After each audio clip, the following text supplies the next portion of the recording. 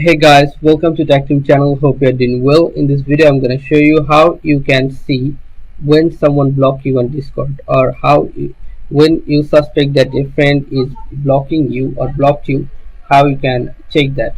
So what you're going to do this, I'm blocking uh, myself from my another account, like yeah.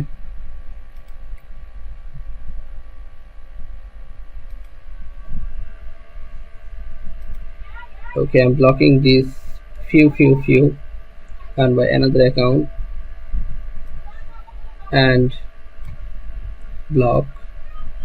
Now what I'm gonna do is, if I suspect that person is blocking me in this uh, perspective, what I'm gonna do is I'm gonna take this guy's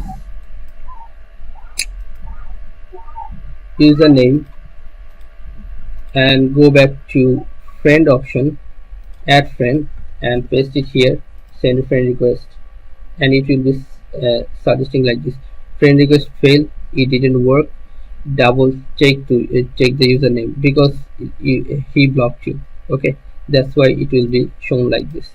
So guys, this is how you can check if someone block you. So guys, if you find this video helpful, then please give a thumbs up and don't forget to subscribe the channel. Thank you so much for watching the video.